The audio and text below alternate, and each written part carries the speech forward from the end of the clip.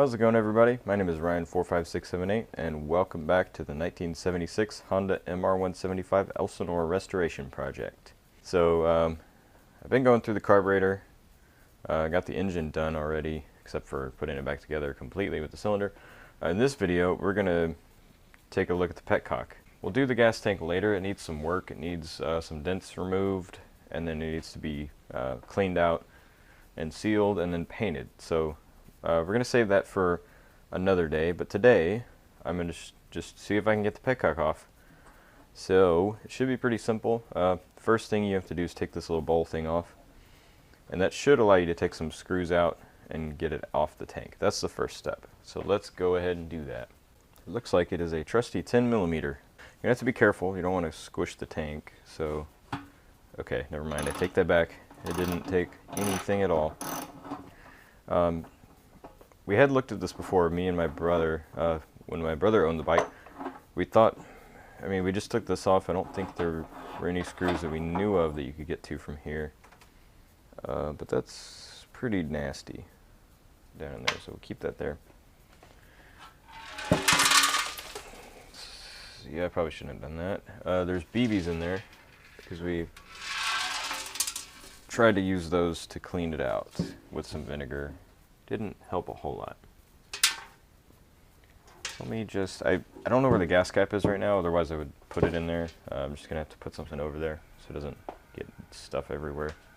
Well, I'll just shake it and hope that's good enough. Because we only need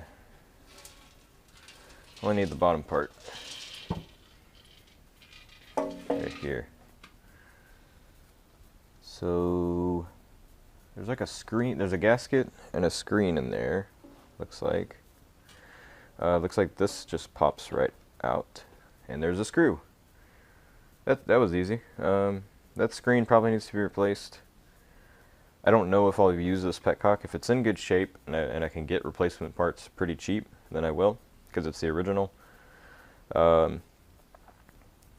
And most likely I will, even if replacement parts aren't cheap. Like, if I can get them, I will. But I guess it's more of a matter of if I can get some easier for now, something to use, then I will. If not, then I'll get something to replace it with. So this is probably on there pretty good, I would guess. It's kind of hard to see that screw, so here's some light. It's most likely a JIS, a Japanese Industrial Standard, which, if you don't know, is not a normal Phillips head. I think the difference is, in shape anyway, is the tip is a little, it doesn't go down as far, because the Phillips heads are designed to cam out under torque, so that it's for factories, basically. It's too big, so it's got to be this one. This is number 3, I think. Yeah, that'll work. And if you need the impact, I'll use an impact gun, because you don't want to be hitting on that the bottom of the tank. So I'm gonna try. I know you can't see what I'm doing. I can't either, trust me. I'm just gonna try to unscrew it, and it's actually coming off, surprisingly. That really surprised me. Okay.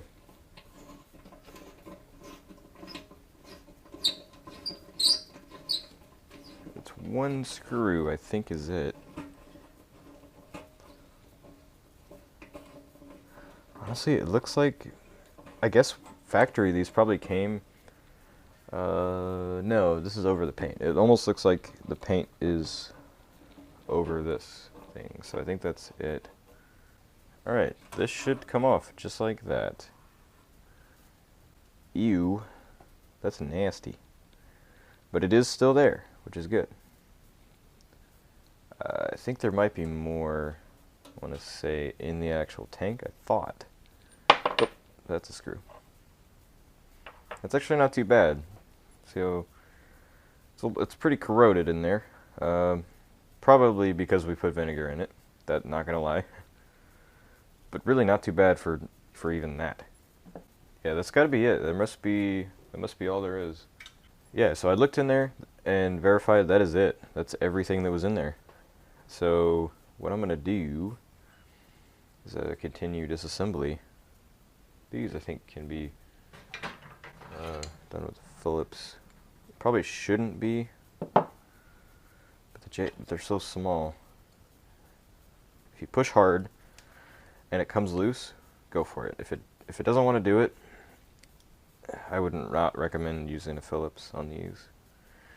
This part, I'm not sure. It didn't look terrible when we opened it the first time, but now that it's had vinegar inside it, because we were dumb and didn't know how to take the whole thing off, then it's probably pretty trashed. It's actually not too bad. It's got the spring in there. Okay, and the gasket is probably hard as a rock, which feels like it for sure. Mike could reuse it, I don't know.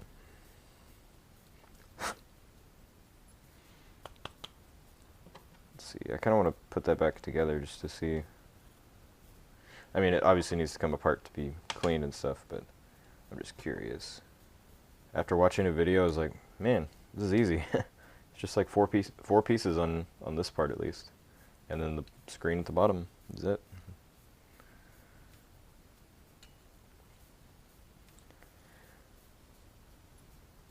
Okay. Yeah, it still doesn't turn great.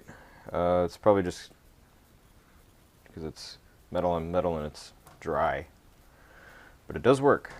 I mean, as far as turning is concerned, so. Yeah, that's good. I'm going to go ahead and take it back apart. And then probably throw this in the ultrasonic cleaner with some water. And that's it.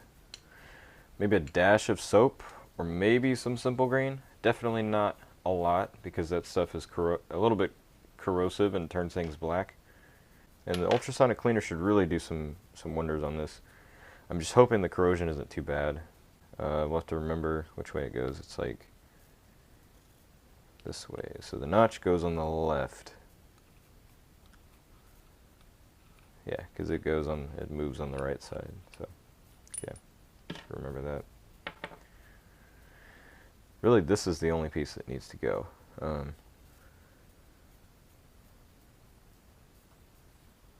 feel like there's supposed to be another straw here, and it's not. I don't really know. Anyway, let's throw it in there. Alright, so I cleaned these in the ultrasonic cleaner. They look okay. Basically, I just use water and a little bit of dish soap. So, I don't know. I don't know what this piece looked like before, but it's kind of got some corrosion or stuff stuck to it. The rest of it didn't do too bad. It's going to need some extra something else. Maybe like Simple Green, I don't know. I don't know what Simple Green does to brass, but if I use anything like that, it's not going to be 1-to-1. It's going to be more like 10-to-1, the 10 being water. But it's still got some junk in here, which maybe I can get it out. I don't know. At this point, I'm considering buying another Petcock, like an aftermarket one, just to have one that works. And then maybe eventually I'll figure this one out. But yeah, that's like nasty gunk in there. But it's loose, which before I don't know what it was.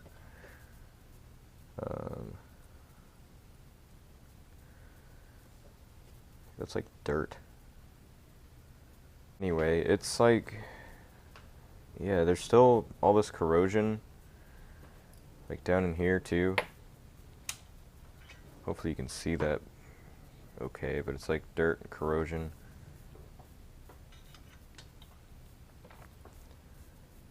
I'll see what I can do. Maybe get some of it out, but yeah.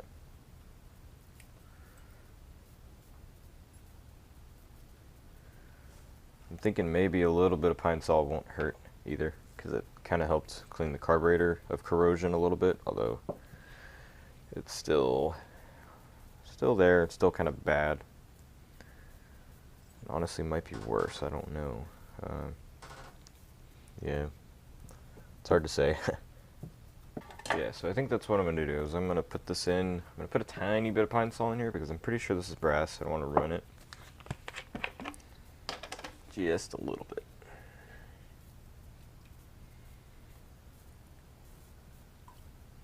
Just a little.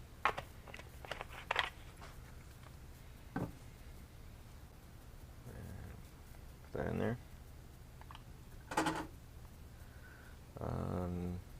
The rest of the pieces are okay. Like the screen, I'm not going to put in there because it is for sure brass. The screw can go in there. Could use it. This thing has some junk in it still, so you could definitely use it. I'm not worried about that because it doesn't have brass. This has a little bit of corrosion.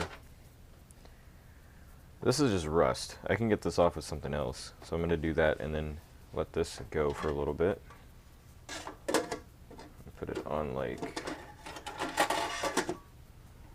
well, it's not plugged in, that would help. I'll put it on like 158 like that and then put it on for about 15-20 minutes. Alright, so after running this thing, or these pieces through the ultrasonic cleaner a couple times, I think it ended up being about 3 times. Basically, all I had to do was scrub it on the outside. Wasn't much. Then on the inside, mostly up in here, I just dug in there with a screwdriver to get all the crud out. And then as it got more and more that I could get out, I would just kind of scrape the edges with the screwdriver. And that's pretty much it. It just took a while. So this thing is basically clean and ready to go back together, except it's wet. And I went ahead and oiled it with this stuff, Skibbs oil. It's like a penetrating oil, but it's also corrosion inhibitor. It's supposed to be really good. It's like $20 a can. You don't need much, so this thing should hopefully last a while. It's like still 3/4 of the way full at least. But yeah, I didn't put this thing through because it's brass, and I didn't want to mess it up. So it's good enough. The only other thing is this gasket, and I want to say, because everywhere I've found to buy it, it's an O-ring. So that's what this must be, I guess. It's just really old. So I guess that's what I'll do is I'll replace it with an O-ring. It basically just, yeah, this thing sits on it like that. It goes in there. This goes in there like that with an O-ring. So yeah, I'll see what I can do about getting these pieces to dry, or just wait another day, and then I will put this back together. Not on the tank yet, because that's the next step, is to get the rust out of the tank and seal it.